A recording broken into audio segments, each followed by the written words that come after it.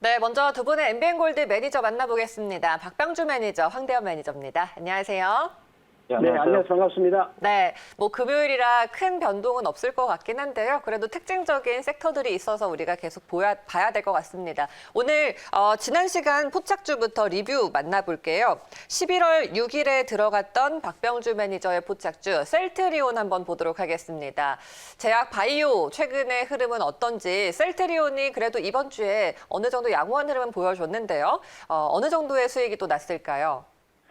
네, 셀트리온을 지난주 11월 6일에 이제 금요일 이 시간에 말씀드리고 나서 지금 이제 이번 주에 화요일 날, 이번 주 수요일 날이죠. 수요일 날 셀트리온에 이제 코로나 관련 치료제가 잘 양호하게 나왔다고 하면 주가가 8.86%까지 급등을 했습니다.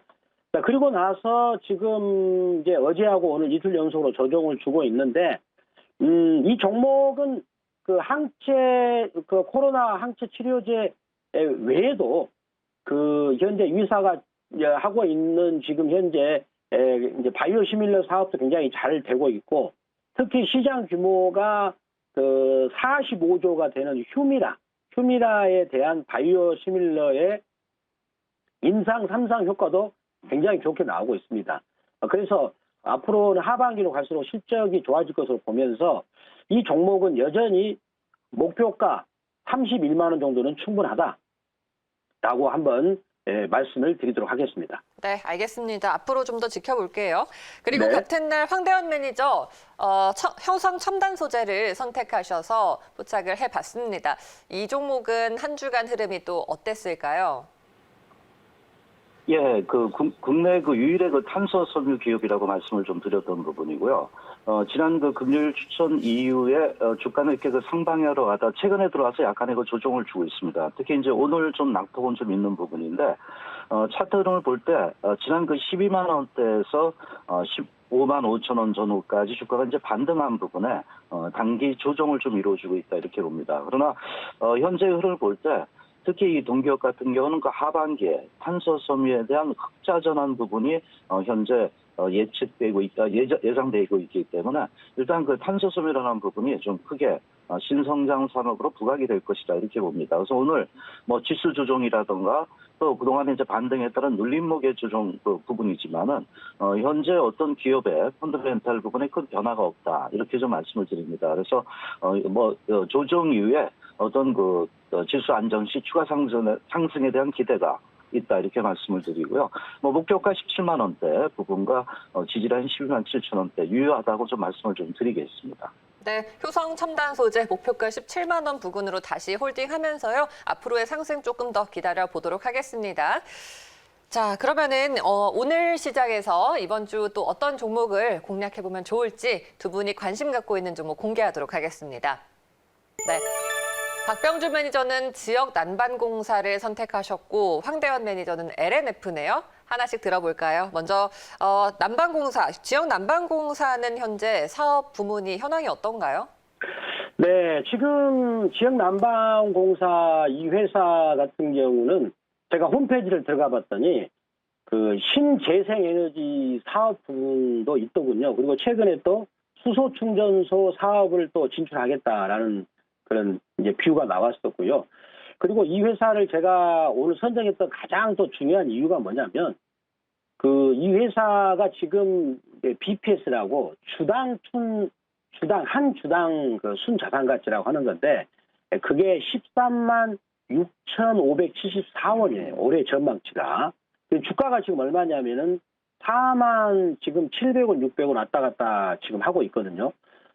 그러면은 지금 주당 청산가치 대비 주가 위치 자체가 너무나 싸고, 그리고 올해 같은 경우는 실적도 이제 흑자 전환으로 이렇게 된다는 그런 부분으로 본다면 주가는 너무나 과도하게 저평가되어 있다. 그래서 이 종목의 그래프를 보면은 예전에 88,000원에서 갔다가 그다음에 25,700원까지 왔다가 이제는 다시 4만 원대를 회복했지만 앞으로 추가적으로도 주가가 더 상승할 수 있는 자리다, 이렇게 볼 수가 있겠습니다. 올해 순이익 적자에서 흑자 전환을 했습니다. 이제는 뭐 신재생 에너지 테마로 보셔도 좋을 것 같습니다. 주가는 현재 저평가 메리트가 있다고요? 네, 그렇습니다. 그래서 방금 제가 말씀드렸던 부분에서 특히 주목을 해야 되는 것은 뭐 이 회사 같은 경우는 또 사업 기반이 굉장히 튼튼하잖아요. 일반 민간 기업하고 틀려가지고 그런 상황에서 주당 순자산 가치, 즉 주당 청산 가치, 그 말은 이 회사를 청산했을 때 주주들이 지금 주가를 4만 600원에 갖고 있는데 청산하면 내 통장에 13만 6,574원이 들어온다는 뜻이거든요. 그런 회사가 적자에서 흑자로 돌아서는 그런 상황이라면 주가는 굉장히 저평가가 된 상황이다라고 볼 수가 있겠습니다. 그래서 기술적 분석에서도 보면은 그 지난주에 아니죠 10월 19일 날 그때 거래량이 크게 들어온 다음에 매집봉이 들어오고 나서 그 다음에 눌림목에서 재차 직전 고점을 돌파해가는 그런 상황입니다. 그렇다면 오늘 제가 보기엔다면 이 종목의 그 이제 매수가 위치는 오늘 가격이 움직이고 있는데 4450원 정도 잡을 수가 있지 않겠는가 이렇게 볼 수가 있겠습니다. 네, 목표가를 4만 아닙니다. 매수가가 4만 매수가를 4,450원. 네, 그리고 알겠습니다. 목표가도 말씀드릴까요? 네. 목표가는 1차적으로 44,000원 말씀드리고 그리고 손절가는 35,000원에게 말씀드리겠습니다. 알겠습니다. 네, 목표가 44,000원으로 잡아주시고요. 손절가는 35,000원 이렇게 잡으면 되겠네요. 수소 충전소 사업에 진출했다라는 점, 트렌드에 맞는 종목이라는 점 기억하시길 바랄게요. 자, 이번엔 황대원 매니저 LNF 한번 살펴볼게요. 양극화 물질을 대량 생산하는 기술을 또 갖고 있는 기업이죠. 자세하게 전해주시죠. 예, 오늘의 그 선정 배경에는 일단 뭐 삼성 SDI가 그 조정을 주고 있지만은, 전기차 배터리는 신성장 산업이 여전히 진행되고 있다는 이러한 관점에서 이제 종목 선정을 좀 했는데요. 아까 그 말씀하셨던 부분 중에 그 하나가 양극화 물질 제조 영역에서 상당한 기술력을 갖고 있다 이렇게 좀 말씀드립니다. 특히, 니켈 비중이 높은 그 양극화 물질의 가장 큰 관건은 안정적인 대량 기술의 어떤 기술의 선점이 가장 중요하다 이렇게 좀 볼 수 있습니다. 특히 이제 LNF 같은 양극화 업체는요, 강물로 이루어진 전구체 뭐 이런 부분을 갖다가 조달해서 직접 생산해야 됩니다. 근데 여기서 이제 전구체라든가 양극화 물질의 제조 영역은 상당히 업체별로 차이가 나고 있다 이렇게 보는데요. 여기서 이제 가장 중요한 하이니켈 부분이죠. 이 부분의 비중 높은 양극화 물질을 안정적으로 대량 생산할 수 있는지 여부가 상당히 업체별로 실적에 차이의 성장에 폭을 줄 수 있다 이렇게 봅니다. 그런데 동기업 같은 경우는 말씀드린 안정적인 대량 생산 기술을 선점할 수 있던 부분이다. 즉 기술력이 앞서 있기 때문에 어느 정도 현재 기술력이 앞서가고 있다 이렇게 첫 번째 말씀드릴 수 있겠고요. 두 번째 이제 최근에 들어오면서 전기차용 하이니켈 양극 생산에 상당히 집중을 좀 하고 있습니다. 이런 기술력을 갖고 있기 때문에 그래서 2021년 하반기에 본격적인 양산이 들어가면서요. 글로벌 전기차 업체의 납품이 가시화될 것이라는 것이 상당히 우리가 주목을 하고 있고요. 특히 이제 현재 캐파를 봤을 때 약 15% 수준입니다. 그런데 이런 전기차 향의 매출이 내년도죠. 2021년도 됐을 경우는 40% 이상 증가가 될 것이다 이렇게 봅니다. 그래서 이러한 NCM의 하이니켈 양극화 부분에 부인할 수 없는 상당히 어떤 시대의 요구에 의한 대세다 이렇게 우리가 전망을 좀 해볼 수 있겠고요. 그리고 이제 우리가 가장 중요한 부분은 최근 전 세계적으로 가장 큰 정책이 과연 어느 쪽으로 가고 있느냐를 좀 봐야 된다 이렇게 보는데요. 최근 바이든의 어떤 정부 정책 이 부분은 가장 주목해야 된다고 봅니다. 특히 연비 규제에 대한 완화 조치 이런 부분에 대해 철폐 정책을 한다. 이게 무슨 얘기냐면요. 트럼프 시대에 있어서는 2000년도였죠. 3월달에 매년 5%씩 높아지고 있는 연비 규제를 갖다가 도리어 낮췄습니다. 행정 명령을 시행을 했거든요. 그래서 매년 5%를 갖다 1.5% 수준으로 낮춰라. 이런 행정 명령을 하면서 상당히 친환경차에 대한 반대 정책을 갔던 부분이거든요. 그런데 이제 바로 그 바이든이 됨으로써 오바마 시절의 수준으로 회귀를 하자는 부분이 예상이 될 수 있습니다. 그래서 이것은 친환경차에 대한 그 환경이 상당히 긍정적으로 변화가 될 수 있다 보고요. 또 최근 그 바이든 정책의 그 하나를 이렇게 보더라도 관용차를 300만 대를 갖다가 바로 전기차로 전환하겠다라고 이제 얘기를 하고 있습니다. 그만큼 이제 친환경 부분에 있어가지고 바이든 정책 부분은 계속 진행이 될 수 있다 이렇게 좀 볼 수 있죠. 그래서 이런 흐름을 볼 때 앞으로 어떤 그 시대의 흐름을 볼 때는 내연기관차가 바이든 행정부가 들어오면서 점진적인 판매가 축소 가능성이 높아질 수 있다라고 이제 말씀드릴 수 있겠고요. 특히 이제 최근 그 정부에서도 물론 미국도 마찬가지지만은 친환경차의 그 대규모 그 보조금의 그 지원을 약속을 했습니다. 그래서 이런 부분에서 친환경 구조의 어떤 그 인프라 사업을 확장을 하자 이런 얘기거든요. 물론 우리가 이제 그 최근에 그 부양책 하잖아요. 여기 이제 부양책 부분이 뭐 약 미국에서는 2조 달러로 예상하고 있거든요. 그러면 상당히 큰 금액이죠. 어마어마한 천문학적 금액이기 때문에 이런 부분은 친환경 어떤 성장 산업에 대해서는 꾸준하게 이어질 수 있다. 이렇게 우리가 접근을 좀 할 수 있습니다. 뭐 우리 그 국내 돈으로 한다면 막 2,300조 정도죠. 그래서 물론 여기에 다 쏟지는 않지만은 이러한 바이든의 그 정부 정책 부분은 결국 친환경차 즉 전기차라든가 EV 쪽이라든가 아니면 배터리 산업 부분의 성장은 계속될 것이다. 이렇게 좀 볼 수가 있겠고요. 특히 이제 이런 바이든의 정책이라든가 또 동기업의 어떤 기술력, 양극재에 대한 기술력 부분이 나타나면서 특히 전기차용 그 리튬이온 배터리 시장이죠. 이것이 이제 그 성장 산업으로 제가 말씀드렸는데 연평균 30%의 성장 가능성이 있다 이렇게 볼 수 있습니다. 특히 이제 전기차용 리튬이온 배터리 시장 기도가 상당히 최근에 들어오면서 그 침투율이 높아진다 이렇게 보는데 뭐 2025년도까지 예상이지만 연평균 25%대 이상 성장을 할 수 있다 이렇게 봅니다. 그러면 전기차 한 대당 배터리의 그 평균 탑재 용량도 당연히 상승할 수 있다는 이런 그 측면이 아닌가 이렇게 봅니다. 그래서 현재 글로벌 배터리 수소 용량을 이런 수요 용량을 봤을 때 전기차 시장의 높은 성장률을 감안해 본다면은 연평균 배터리 시장은 한 30%대 이상의 성장이 예상된다 이렇게 좀 볼 수 있죠. 그래서 상당히 이 부분에 대한 기대치가 높고 또 동기업도 이러한 그 신성장 산업의 그 성장률에 그 현재 같이 맞물리면서요.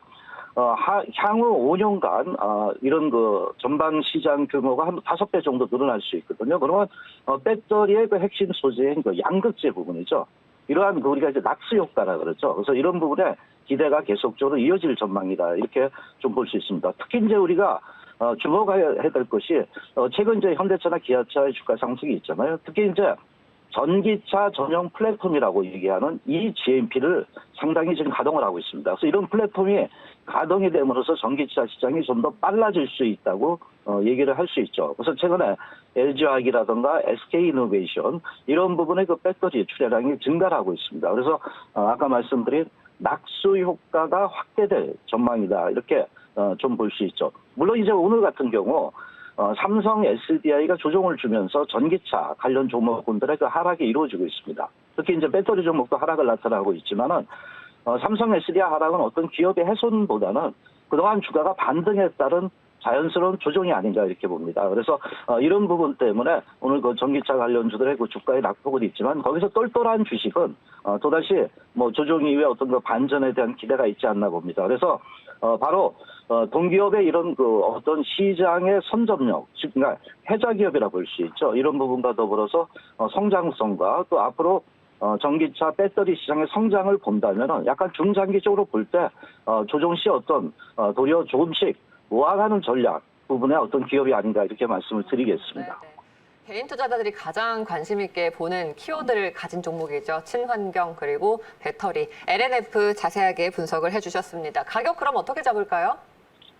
예, 이 종목 같은 건 차트 흐름을 보면은 최근에 일단 저항선을 돌파했습니다. 저항선을 돌파하면서 반등 이후에 최근 약간의 오늘도 이제 조정을 주고 있지만 우리가 진짜 이평이라 그러죠. 이동 평균선들이 수렴화돼가고 있다 이렇게 좀 볼 수 있습니다. 그래서 되게 이평이 수렴되고 있다는 부분은 매물 압력이 그만큼 많이 소화됐다는 이런 측면을 보여주고 있습니다. 물론 오늘 조정은 주고 있지만은 어떤 제가 말씀드린 주요 지지라인 지지라인 손절 라인 한 39,800원대를 보는데 그것이 지지가 되는 한은 에너지를 도리어 응집하고 있다 이렇게 볼 수 있습니다. 조정을 주지만 그런 손절 라인을 접근하시고요. 목표가는 기업의 가치나 성장 가치나 수급을 볼 때 약 5만 원대 전후를 두고 접근을 하셔도 되지 않을까 이렇게 말씀드리겠습니다. 알겠습니다. LNF 목표가 5만 원으로 잡겠고요. 손절가는 39,800원으로 잡아볼게요. 현재 매수 가능한 4만 원대 자리입니다. 자, 이렇게 두 분의 포착주를 한번 이야기 나눠봤고요. 오늘 금요일입니다. 다음 주를 좀 준비하는 날이 될 것 같은데 간략하게 투자 전략 좀 들어볼까요? 박병주 매니저부터. 네. 자, 오늘 지금 보시면은 코스닥 시장이 이번 주에 약간 이제 지수가 좀 하락을 보였는데 오늘 보니까 코스닥 시장이 저점에서 바닥을 잡아준 모습이 나타나고 있어요. 그렇다면 코스닥은 다음 주에는 긍정적으로 볼 수가 있겠고 그리고 우리나라 지금 원달러 환율 시장이 굉장히 강세를 보이고 있는데 그 부분으로 인해서 금융주들이 지금 굉장히 잘 올라가고 있어요. 특히 이제 우리 금융주들이 주당 순자산가치이 굉장히 저평가된 기업들이 많기 때문에 그런 종목을 발굴한다면 좋은 수익으로 이어질 가능성이 크다 이렇게 말씀드리겠습니다. 알겠습니다. 이어서 황대현 매니저의 전략 들어볼게요. 예, 시장은 특히 지금 미국 시장이 화이자로 인해서 약간의 오버슈팅이 있었습니다. 그래서 갭을 좀 메꿔주는 과정 속에 또 미국의 대선이 아직까지 매듭이 되지 않았다는 부분과 코로나19 확산 이런 부분이 주가에 부담을 주고 있습니다. 그러나 전반적으로 볼 때 바이든 정책 관련주에 관심은 계속적으로 보시고요. 특히 단기 조정 국면이라 볼 수 있지만 변동성을 진입했지만은 조정 이후에 또다시 추가 반등에 대한 기대가 있다 이렇게 봅니다. 그래서 특히 바이든 관련주나 환경 관련주 또는 2차 전지라든가 최근 삼성전자 반등에 따른 반도체 관련주 이런 종목군들이 조정 시에 저점을 잡는 이런 매매 대응으로 접근하는 게 좋지 않겠나 보겠습니다. 알겠습니다. 오늘 두 분 말씀 여기까지 드릴게요. 고맙습니다. 감사합니다.